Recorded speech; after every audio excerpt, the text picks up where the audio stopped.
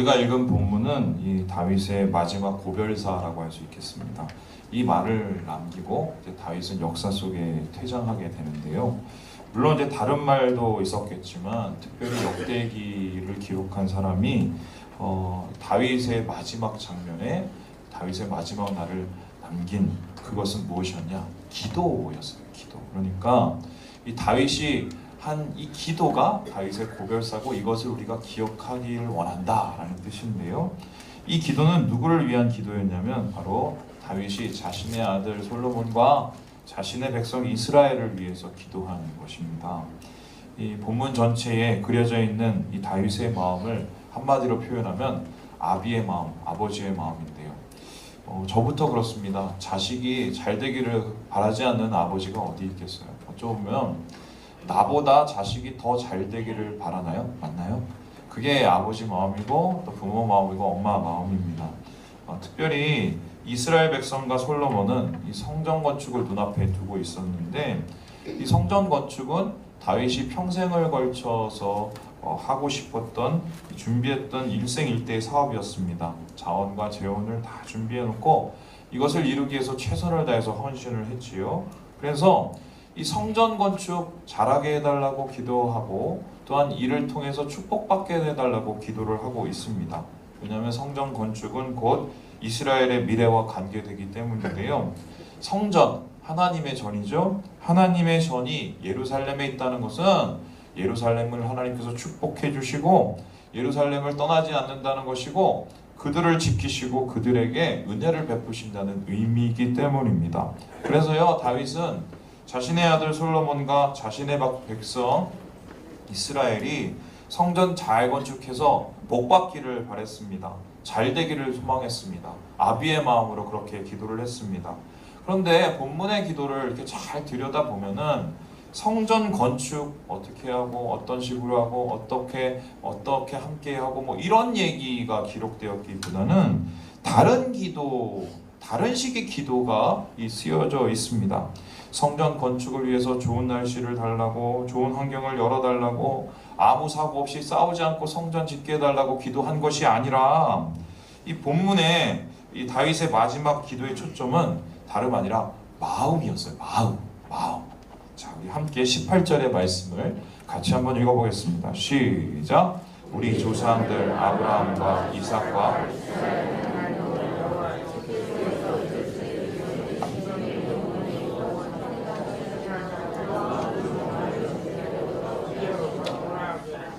다윗이 기도를 했어요. 하나님, 우리 조상들의 하나님, 주의 백성들 가운데 마음이 하나님 앞에 있게 해달라고.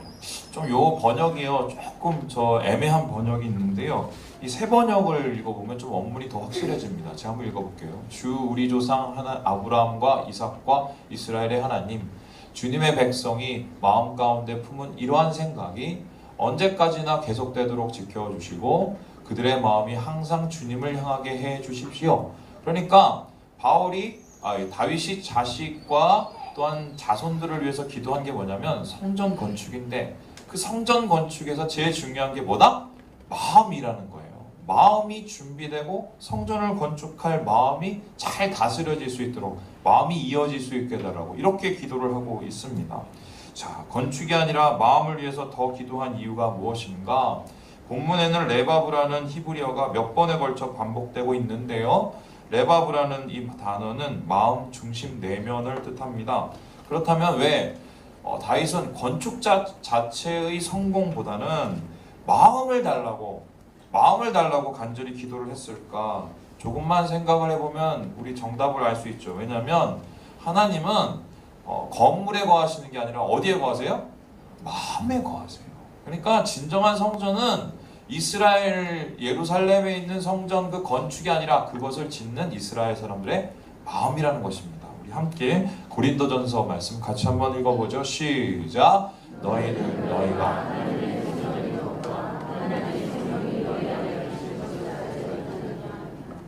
하나님은 성전이라는 건물에 거하시는 것이 아니라 성전을 세우기 원하는 마음에 거하신다.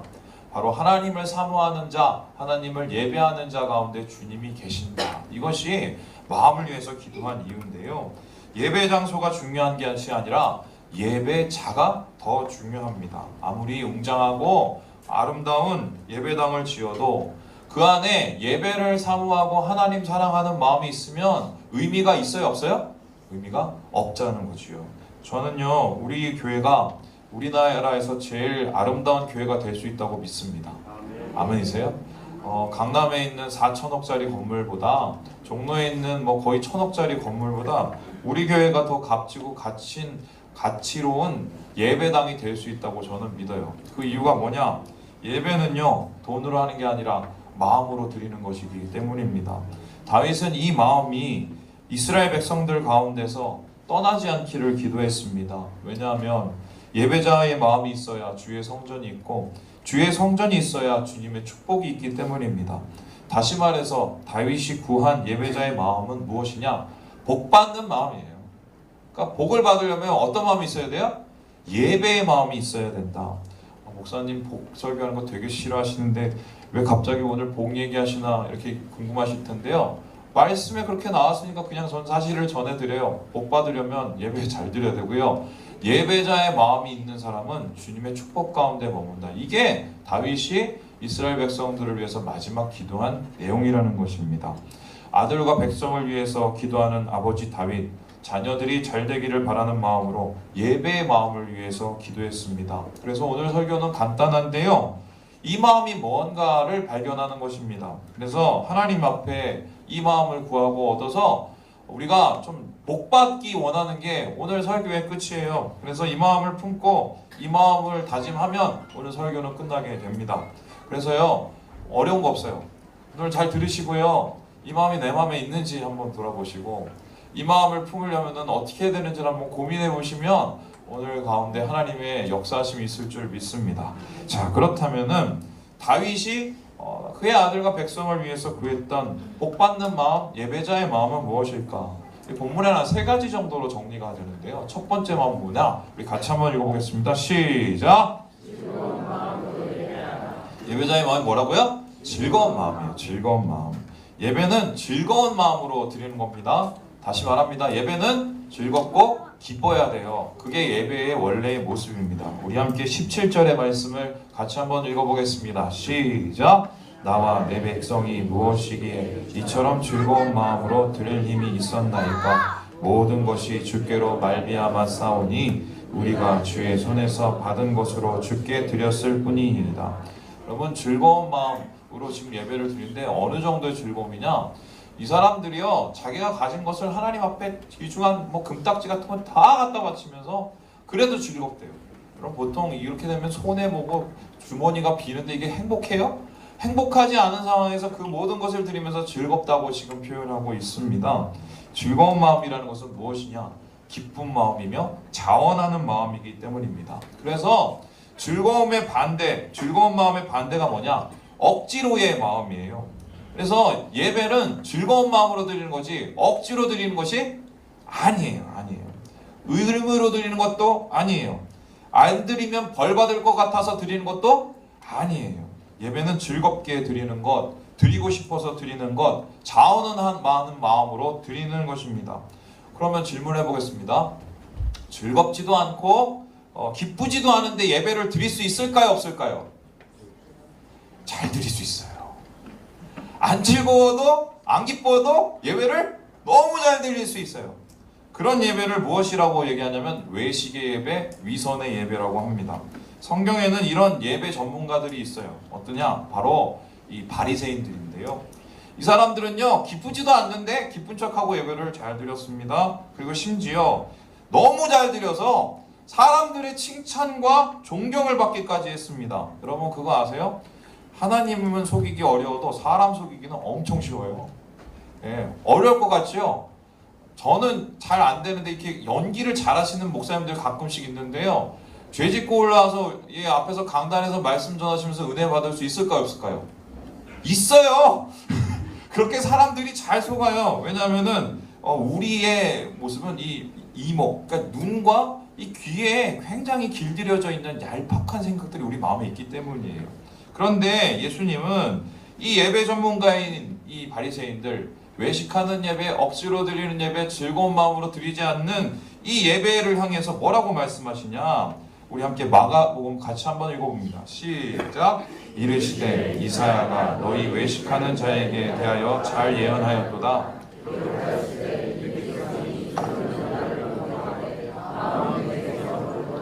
사람의 계명으로 교훈을 삼아 가르치니 외식으로 드리는 예배, 즐겁지 않은데도 드리는 예배를 가르쳐서 예수님 뭐라고 했냐? 헛된 예배라고 했어요. 헛된 예배란 말은 뭐냐? 쓸데없는 예배입니다. 여러분, 예배가 쓸데없다는 말이 무슨 뜻입니까? 제가 질문 한번 해볼게요. 예배는 누구한테 드려요? 누가 받으세요? 그러면 쓸데없다는 소리는 하나님이 받으신다는 소리예요? 안 받는다는 소리예요? 그러니까 쓸데없는 예배, 헛된 예배라는 뭐냐? 하나님하고 관계도 없고 하나님이 별로 받으시도 않고 관심도 없는 예배가 이 쓸데없는 예배입니다. 그러므로 외식하는 예배, 위선자의 예배는 하나님께 드리는 게 아니에요. 그럼 누구를 위해서 드리냐? 자기 자신을 위해서 드리는 예배가 외식하는 예배입니다. 엄밀히 말하면 외식의 예배는 자신을 위해, 사람을 위해 드립니다. 자, 그러면은 제가 한번 다시 질문해 보겠습니다. 이 외식으로 위선으로 자신을 위해서 드리는 예배 가운데 만족이 있을까요?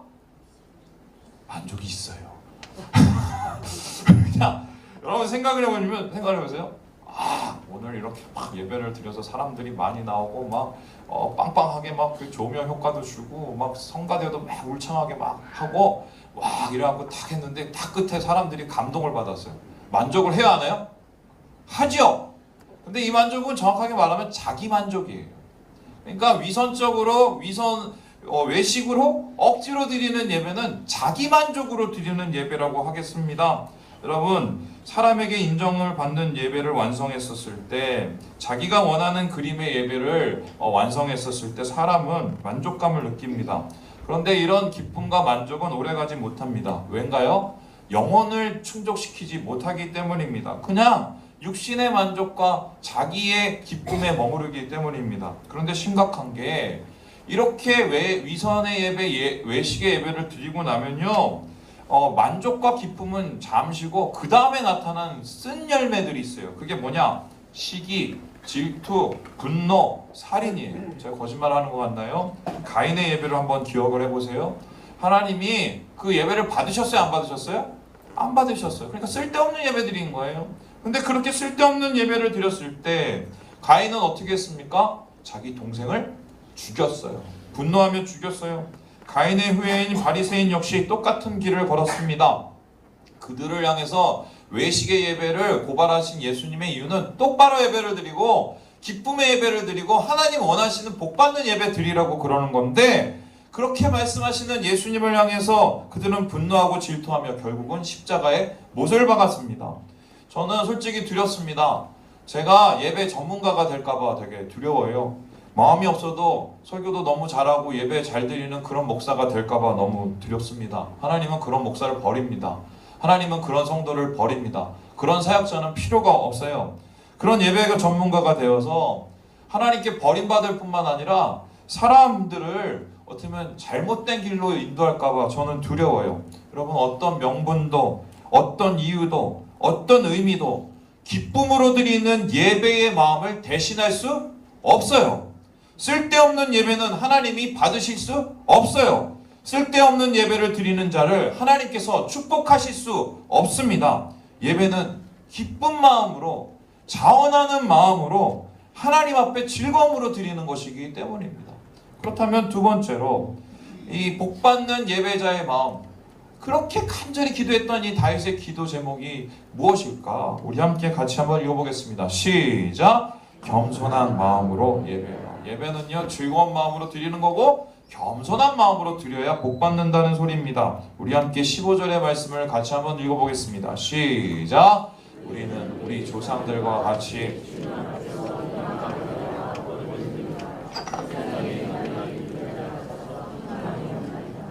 겸손한 마음은 무엇입니까? 이 다윗은 많은 표현들 중에 특별히 겸손을 처음을 기억하는 마음, 뭐라고요? 처음을 기억하는 마음이라고 합니다. 겸손한 마음은 낮아지는 마음이 아니에요. 원래 우리는 낮아요. 여러분, 자기 모습을 있는 그대로 받아들이는 마음, 경박한 표현으로 겸손은 뭐냐? 자기 꼬라지를 아는 겁니다. 내가 어떤지 그 처음을 아는 겁니다. 다윗은 자신의 꼬라지를 알았는데요, 그의 처음 모습은 뭐였냐? 난민이었어요.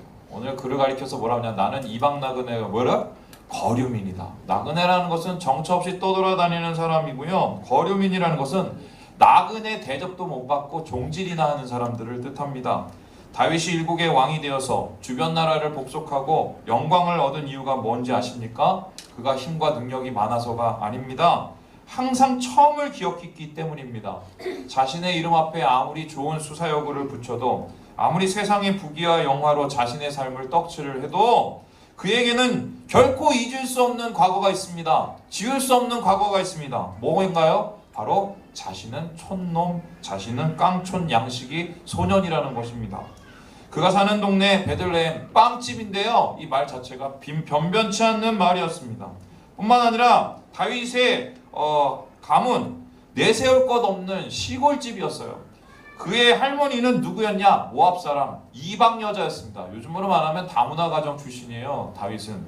뿐만 아닙니다. 좀 더 얘기하자면 다윗은 이런 가정 속에서도 대우받지 못하고 살았습니다. 어떤 이유인지는 모르겠으나 형들에 밀려서 자식 취급도 못 받고 들에 나가서 양이나 치고 사는 변변치 않은 아들이었습니다. 아마 왕이 되었을 때 이런 과거를 숨기고 싶었을 것입니다.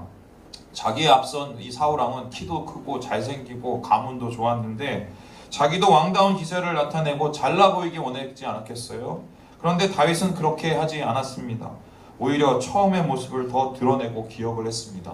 힘들고 어려울 때마다, 시험과 유혹에 쓰러질 때마다 자신이 처음에 어떤 모습이었는지를 다시 되뇌었어요. 나는 촌놈, 나는 양치기 소년, 나는 깡촌에 살았던 그 아이. 그 마음, 거기에서부터 바로 다시 시작했다는 것입니다. 이러한 다윗의 마음은 시에도 적나라하게 나타나 있는데요, 시편 131편을 같이 한번 읽겠습니다. 시작! 실로 내가 내 영혼으로 고요하고 평안하기를.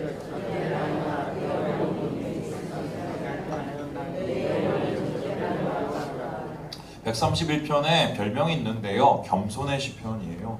왜입니까? 그의 겸손한 마음이 남겨져 있기 때문입니다. 그는 왕이었지만 여전히 하나님 앞에서는 애였어요, 애. 어떤 애였냐? 부족하고 모자란 애, 젖빨고 싶은 애, 그렇게 엄마를 찾는 애, 들에서 양이나 치고 있던 대접받지 못한 아이. 그가 이 처음을 기억하고 잊지 않았던 이유가 뭡니까? 나는 그렇게 부족하고 연약했어요. 나는 그렇게 모자랐어요. 나는 그렇게 변변치 않았어요. 그런데 하나님은 나를 붙잡아 주셨어요. 나를 기억하셨어요. 나를 사랑하셨어요. 그리고 나를 이끌어 주셔서 오늘 이 자리까지 이루게 해주신 것, 하나님의 은혜를 알았기 때문입니다. 내가 무엇이기에 하나님이 이렇게 나를 사랑하셔서 내가 뭔데 하나님이 나를 이렇게 축복해 주시는가, 자기의 처음을 기억할 수 있었기 때문에 그는 겸손한 마음으로 하나님을 예배했던 것입니다. 그렇습니다. 다윗이 어떻게 즐거운 마음으로 예배할 수 있었을까요? 겸손했기 때문이에요. 자기의 처음을 알 수 있었기 때문입니다. 아낌없이 자신의 모든 것을 헌신할 수 있었던 이유도 결국은 하나님 다 주신 것을 알았기 때문에, 자기의 누추한 처음의 모습을 알았기 때문이었습니다. 부족한 자신, 여기까지 인도하시고 채우신 하나님의 은혜에 잊지 않았기 때문에, 그것 때문에 겸손의 마음으로 나갈 수 있던 것이죠. 그렇다면은 우리에게 자꾸 감사가 사라지고 기쁨이 동인하고 은혜가 메마른 이유는 환경 때문이에요? 마음 때문이에요? 마음에 뭐가 없어서 그래요? 겸손의 마음이 없어서 그래요. 겸손의 마음. 우리 함께 책을 하나 한번 읽어볼까요? 공진수 교수가 쓴 건데요, 같이 한번 읽어보겠습니다. 시작! 아들러는 인간이 된다는 것은 자신이 열등하다고 느끼는 것을 의미한다 라고 강조하며, 누구나 선천적으로 열등감을 가지고 있다고 보았다. 사람에게는 열등감에서 벗어나 우월해지고자 하는 욕구가 있고, 열등감 극복을 위해 완전과 우월을 추구하려 한다. 열등감과 자존감은 동전의 양면과 같아서 이 열등감을 어떻게 극복하는가에 따라 건강한 자존감, 능동적이고 진취적인 태도를 갖고 살아갈 수 있게 된다. 여러분, 이 아들러라는 사람이 열등감 컴플렉스라는 이 논리를 주장을 했는데요, 그 소리가 뭐냐? 인간이라면 모두가 다 열등감 하나는 가지고 있다는 것입니다. 그리고 우리의 인생은 어떤 것이냐? 우리가 가지고 있는 열등감을 극복하기 위한 과정이라는 것이죠. 그런데 대개의 경우 많은 사람들이 이 열등감을 극복하는 방법이 미숙을 해요. 미숙해서요, 둘 중에 하나를 저지르는데요. 첫 번째는 뭐냐면 높아지거나 우월해서 자신의 낮아진 모습을, 부족한 모습을 가리려고 합니다. 뭐 예를 들어서 이런 겁니다. 좀 학력이 부족하시는 분들은 자기 자식 잘 가리키려고 하거나, 또 여성 같은 경우는 막 옷에 신경 많이 쓰는 이유가 사실 그런 심리라고 이 아들러가 얘기를 했어요. 또 뿐만 아니라 다르게 하는 게 뭐냐면 자기 연민에 사로잡히는 거예요. 그래서 어차피 나는 우월해지기는 글렀고 내가 세상에서 제일 안 됐어. 내가 이렇게 안 된 이유가 뭐냐? 누구 때문이야? 아니면 우리 엄마 때문이야? 하면서 불평과 원망으로 인생하는 것. 이게 열등감에 미숙한 인간의 모습들이에요. 그래서 우리 사회에 지금 어지럽히고 있는 갑질 있죠? 그 사람들 잘 내려가 보면 그 밑에 뭐가 있을까요? 열등감이 있어요. 혹은 자살하거나 막 이 자신을 끝까지 막 파괴하는 그 밑에 가보면 그 마음에 뭐가 있어요? 열등감이 있어요. 하지만 성경은 이 열등감에 대해서 뭐라고 얘기하냐? 열등감은요, 들어보세요. 극복하는 게 아니라요, 드리는 거예요. 누구에게요? 하나님께 드리는 거예요. 열등감을 스스로 극복하려 했던 사울은 망했고 자기가 파놓은 무덤에 스스로 파묻혔습니다. 반면에 열등감을 하나님 앞에 드리고 겸손으로 모든 일을 감당한 다윗은 복을 받았습니다. 열등감은 하나님 앞에 드릴 때 겸손이 되고, 겸손은 하나님께서 사용하시는 축복의 통로가 된다는 거, 오늘 말씀 속에서 우리가 찾게 되는 복 받는 비결인 것입니다. 여러분, 이 사진을 보세요. 저는 이분이 누군지는 모르지만 가장 하나님이 원하시는 예배는 이 모습이 아닐까 싶어요. 우리가 어떤 자리에 어떤 모습으로 어떤 직분으로 있던 간에 하나님 앞에는 엎드려야 됩니다. 왜요? 하나님은 크시고 나는 작기 때문이고, 하나님은 위대하시고 나는 한참 모자르기 때문이에요. 제가 생각하는 최고의 예배의 모습은 바로 엎드림인데요. 우리가 하나님 앞에 엎드릴 수밖에 없는 이유, 우리의 시작이 미약하기 때문이고 매일매일 쓰러지고 넘어지는 상처통의 수종이기 때문입니다. 오늘 제가 예배를 준비하면서 마음이 되게 많이 아팠어요. 사실 이제 이 본문이요, 목요일 날 제가 묵상했던 큐티 본문인데요. 이 말씀 묵상하는데 하나님이 마음을 굉장히 많이 아프게 하셨어요. 그래서 막 이게 막 진짜 감당할 수 없는 아픔이 막 오는데, 이 하나님이 저를 아프게 하신 게 이 말씀을 하셨어요. 성민아, 나는 너의 이런 모습이 그립구나. 제가 도대체 뭐라고 이렇게 교만한지 모르겠습니다. 남을 판단하고 비판하고, 사실 누군가를 향한 이 손가락질 속에는 거기에 제 모습이 있기 때문이거든요.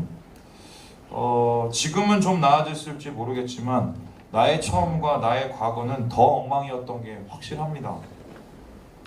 여기에 강단에 서서 여러분 앞에서 말씀 전할 수 있는 사람이 저일까요? 아니에요.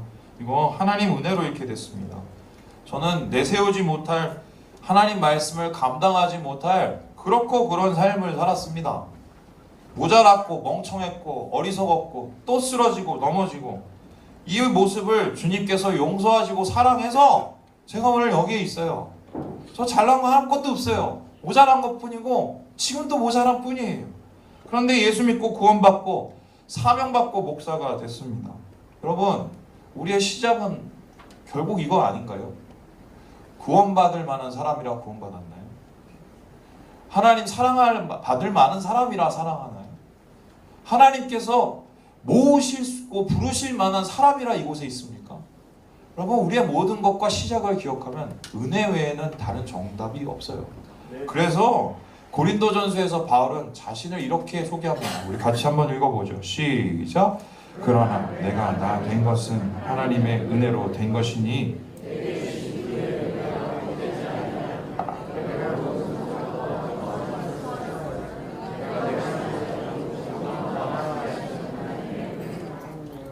처음의 마음으로 주변에 있는 사람들의 약한 모습을 보면 긍휼의 마음이 돼요. 처음의 마음으로 있고 지금의 마음만으로 주변에 있는 사람을 바라보면 비판과 교만이 됩니다. 그렇습니다. 복 받는 것은요, 다 내가 누구인지를 기억할 때입니다. 모자란 모습이 고백될 때 하나님은 더 큰 은혜 부어주십니다. 그래서 다윗은 기도했습니다. 하나님, 겸손의 마음을 정말 제 아들이 잊지 않게 해주세요. 이 마음 떠나가면 끝입니다. 이 마음이 있어야 복 받습니다. 그리고 하나님 앞에 이 겸손의 마음을 간절히 원하는 다윗의 기도, 아버지의 기도를 오늘 보게 되는 것입니다.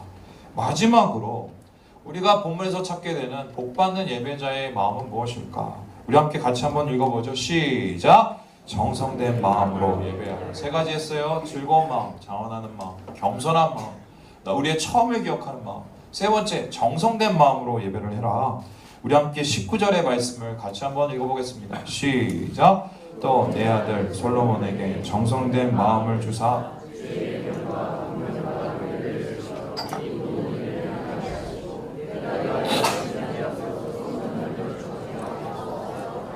정성된 마음이란 뭘까?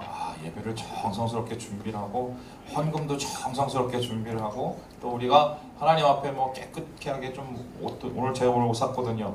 이렇게 뭐 준비한 이런 거를 상상하시는데요. 물론 그런 것도 주님이 원하시는 거지만 오늘 본문에 나오는 정성된 마음은 그 마음이 아닙니다.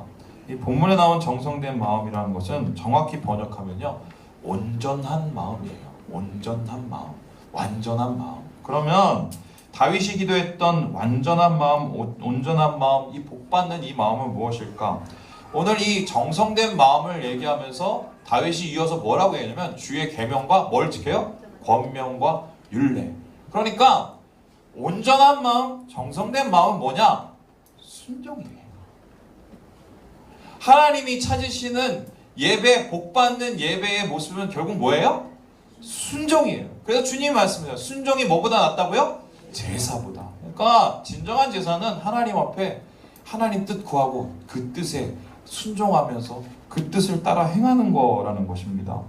다윗은 어떤 의미에서 본다면 죄의 전문가였습니다. 안 지은 죄가 없어요. 간통, 사기, 음모, 살인, 요즘으로 따지면 뭐 정권 몇 범이겠어요. 그런데 사람이 저지를 수 있는 악한 죄는 다 지었는데 그는 살아남고 사울은 죽었습니다. 살아남는 것에서 끝나지 않고 오히려 복을 받았어요. 어찌 생각해보면 부당하지 않습니까? 다윗이 이 부당함에도 불구하고 복받는 이유가 무엇인가? 결국 한 가지예요. 뉘우치고 돌이키고 순종했기 때문입니다. 심지어 사람들에게 망신을 당하는 상황이 닥쳐도 개의치 않고 바로 엎드리고 순종하고 돌이켰습니다. 어찌 보면 되게 낯짝이 두꺼운 사람이에요. 그런데 이 낯짝이 두꺼워서 하나님의 은혜를 받아요. 죄 지을 때는 언제고 무슨 낯으로 하나님께 예배를 할 수 있을까? 그런데도 그 사람은 했어요. 그래서 복 받았어요. 여러분, 이와 같이 갑작스러운 다윗의 순종이 가능했던 이유가 뭔지 아세요? 하나님을 절대로 이길 수 없다는 걸 안 거예요. 순종은 뭐냐? 하나님이 누군가를 아는 겁니다. 내가 아무리 날쳐도 하나님 이길 수 없어요. 이거 아는 게 바로 순종이라는 거예요. 그래서 순종은 겸손에서 비롯된 겁니다. 내가 작고 하나님 크고 내가 모자라고 하나님이 완전하시니 하나님이 원하시는 것을 내가 따르겠다는 거예요. 나를 알고 하나님을 알면 결국 겸손해지고 하나님 앞에 승복하고 순종하게 됩니다. 하나님의 처분을 기다리고 그 뜻을 따를 수밖에 없는 것이죠. 그래서요, 순종을 좀 더 풀이하면 뭐냐? 순종을 풀이하면 뭐냐? 내가 해결하지 않는 거예요. 우리 따라해봅시다. 순종은 내가 해결하지 않는 것이다. 제가 우리 교회에 와서요, 여러 어려움들이 있었어요. 어떻게 보면 쉽게 넘어갈 수도 있는 어려움들이고 잘 이겨낼 수 있는 어려움들인데 제가 마음이 요만해갖고 제가 또 가진 게 부족해서 좀 어렵고 힘든, 오죽했으면 이게 몸으로 그걸 다 받았겠어요. 그런데 그때는 이 사람 때문이야. 그때는 저 사람 때문이야. 그때는 우리 교회가 이래서 그래, 저래서 그래. 막 이런 생각을 잠을 못 잤어요. 근데 지금 생각해보면요, 결국 저 때문에 그런 거예요. 나 때문에. 왠지 아세요? 그거를 내가 해결하려고 했기 때문이에요. 내가 해결을 하려고 하면요, 내가 다 해결해야 돼. 그거는 내가 다 해결해야 되는 내 일이 돼요. 반면에 하나님께서 하시도록 올려드리고 맡겨드리고 하나님을 기다리고 그 뜻을 찾으면 그 순종의 모습을 드리면 그때부터는 하나님 일이 됩니다. 목사님 그렇게 하다가 하나님께서 내가 원하는 대로 안 해주시면 어떡해요? 여러분 안 해준 게 어쩌면 다행일 수도 있어요. 그렇게 돼서 오히려 내가 나빠지면 어떡할 거예요? 그래서 하나님 앞에 맡기고 하나님이 하시도록 올려드릴 수 있는 이유는 뭐냐면 하나님이 진짜 나를 사랑하시고 하나님이 다 이기시고 나보다 더 위대하신 것을 믿기 때문에 우리가 순종하는 것입니다. 그래서요, 세상을 주관하시는 하나님을 믿음으로 나의 문제를 내려놓을 때 살 길이 열려요. 잘 생각해 보세요. 여러분 지금 고민하고 있는 것들 다 내가 해결하려고 해서 그렇게 된 걸 수 있어요. 그것은 바로 하나님이 원하시는 순종의 모습이 아니라 불신이며 불순종이라는 것입니다. 선지자 미가는 예배에 대해서 고민을 되게 많이 한 사람이에요. 하나님이 받으시는 예배가 뭘까? 그 당시에 최고의 예물을 하나님한테 갖다 바치면 하나님 받으실까? 요즘으로 말하면은 뭐 하나님 앞에 5천만 원짜리 차 한 대 해드리면 되나? 아니면은 하나님 앞에 최선의 헌신을 한번 다 해볼까? 그 당시에 최선의 헌신은 자기 몸을 태워드리는 거였어요. 잘라갖고 그렇게 한번 드려볼까? 그런데 미가가 이러한 예배는 결국 쓸데없는 것이 될 수 있다는 것을 깨닫게 되었어요. 그러고 나서 미가 선지자가 찾으시는 하나님이 원하는 예배가 뭐냐? 바로 이것인데요. 우리 6장 말씀 같이 한번 읽어보겠습니다. 시작! 사람아, 주께서 선한 것이 무엇임을 내게 보이셨나니 여호와께서 내게 구하시는 것은 오직 정의를 행하며 인자를 사랑하며 겸손하게 내 하나님과 함께 행하는 것이야. 내 뜻을 내려놓고 하나님 뜻 구하고 겸손함으로 하나님과 함께 행하는 것, 이게 순종이고 순종이 곧 예배라는 것을 미가가 깨달은 거예요. 여러분, 말씀을 마치려고 합니다. 좀 맡기고 사세요. 내려놓고 좀 사시고요. 우리 원래 그런 사람들이에요. 모자란 사람들이에요. 여평제 자매들, 또 우리의 가족들 원래 그렇게 모자랐던 사람들이에요. 전부 다. 주님 앞에 맡기고 하나님이 복지시는 예배자의 마음을 누림으로 우리가 순종하고 겸손하고 또 주님 앞에서 주님이 원하시는 이 마음을 품으로 즐거운 마음으로 예배함으로 기쁨 누리시는 우리 사랑하는 우리 모든 형제 자매들 되시길 주님의 이름으로 축원합니다. 기도하겠습니다.